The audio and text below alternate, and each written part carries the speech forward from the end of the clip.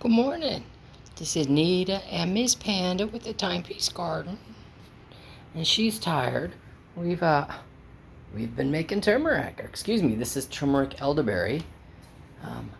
Prior videos, they're there to include the recipe, so on down the line what I do, and that's done. I've got all my elderberries that I've picked and destemmed are processed. Yay! It's time to go harvest again.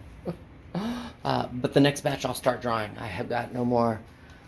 I've got no more jugs for the elderberry turmeric, and I have my 12 jars of elderberry clove. So, all my elderberry after that I will dry, and that way I can make elderberry tea during the year.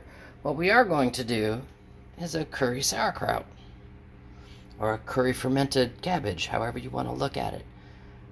Those are the ingredients. It's really basic. Yay. It talks about, it makes about a quart. I've got 2 quart jars, and it takes about a half a head of cabbage for each of my quarts. So I'm going to do one with the curry here, and this will be the first time I'm doing curry.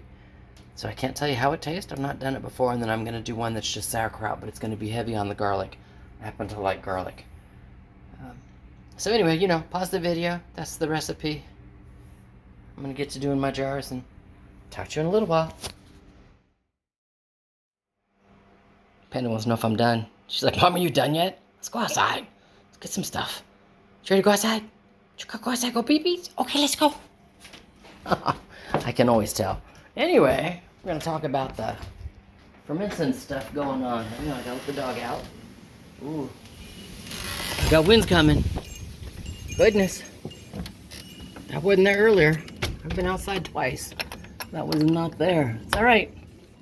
We'll come over here. Sorry, I know I'm spinning the camera around everywhere. So, when you're fermenting, what you want it to do in this jar. Hey, let's zoom out just a little. There you go. That's my pepper and cabbage one for spice. If you notice, you can see it's got a really good brine on its own. I don't need to do anything with that one. This one is my paprika one, and if you look, it's not as briny as it should be. I have to deal with it. I have to add a saltwater mix. This is the curry, and this is the garlic, and these are just started.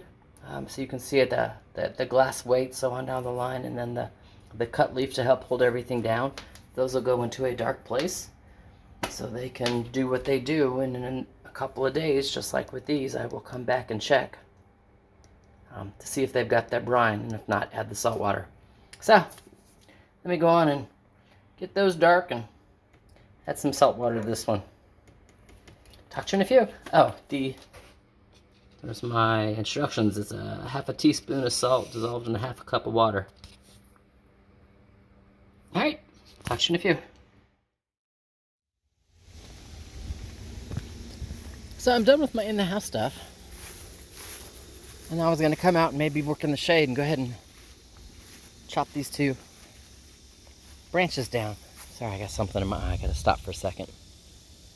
My finger. I know, I cracked myself up. Anyway, I don't know if it's here on camera. That wind we had was a storm front moving through. And I've got lots of thunder going on all the way around me. Now, I don't know if it's dry thunder, or if it'll be rainy thunder. I got clouds, I got blue sky. The weatherman says I am going to get rain. I never trust. It's humid. It's crazy humid outside. So what I figure is I'll wait for a little while. And wait on the trees. Composting. It's a good thing. And wait on the trees for a little while. See what the storm is or isn't going to do. It's supposed to be just a pop-up storm. Here, rain, gone. If it goes around me, because so far the thunder is around me, I got blue sky above me, then I'll come out a little later and I'll chop up these 2. That's what's the plan. Chop those up, and then maybe get my trimmer and trim a path back to the 2 that are back there. So, then I can chop those up and do a little at a time. I don't need to be out here all day. It's especially in the heat. But this area is shady. So I don't know. We'll see.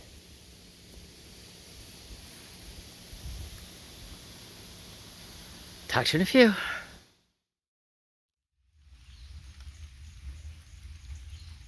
Oh, the humidity is thick enough you could cut it with a knife. Oh my goodness.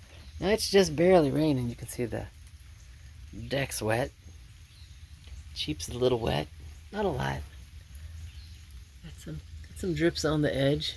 It's not a lot of rain. Just enough to make it insanely sticky out here. You know. Say the ground in most places, the sidewalk there, the concrete, it's not real wet. You know. It's not a heavy downpour. I have more thunder than I have rain. But I'm glad I waited. I'm glad I didn't pull any tools out. Just kind of play it by ear, see what the day's going to do. That's supposed to just roll through. Excuse me. So we'll see.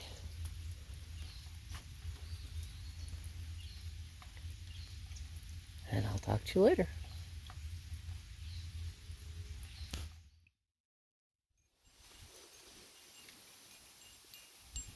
Well, it stopped raining. Yay.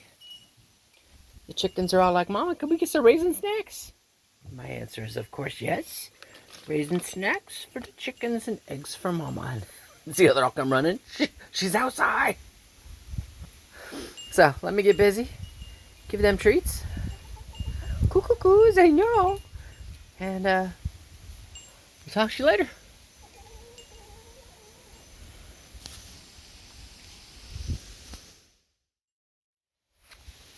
So it wasn't a heavy soaker downpour. This is the dirt that's kind of under the big oak tree here in front of the woodshed. And it's it's not wet at all. Just not at all. Having said that, where I planted the mints on the little blue flowers over here on the side of the yes, my brain hurts. What is it? The woodshed. You could see where it's very wet. And part of that is because everything up there is where the water drips off the roof. So it waters the plants well. And you can look, everybody's perky. You know, colors look great. Stem strength looks great. And even on the mints. So they will, it looks like they've taken it, you know. I'll come out and water them and make sure over the next several days, weeks, whatever, that they don't dry out. And so by the time next summer hits, this area should be full of mint and whatever the little blue flowers are. I can't think of the name of them. I still can't think. I know what they are. I've had them before. Can't think of the name of them.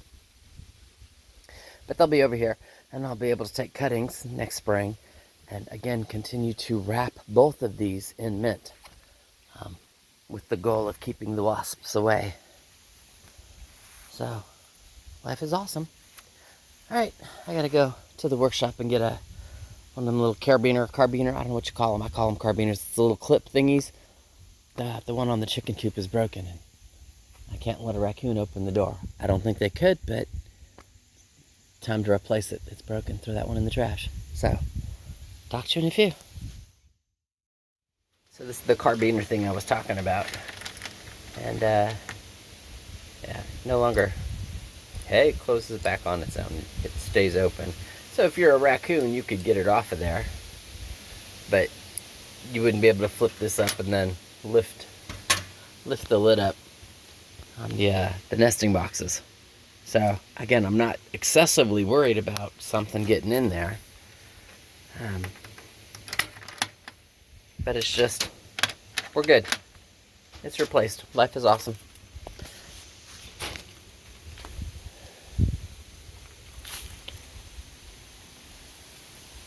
I say Panda just pinned Kitty. Kitty's like, that's it. I'm going in the scrub.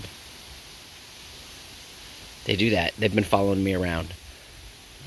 They like it when it stops raining and I come outside and we walk over to the workshop and we walk back and Kitty will pounce on Blaze, or Kitty Blaze will pounce on Panda.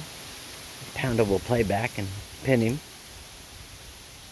And then they just kind of follow me around. So we're going to go for a walk, just kind of around the gardens and let them have some outside time with me. Because that's what they like.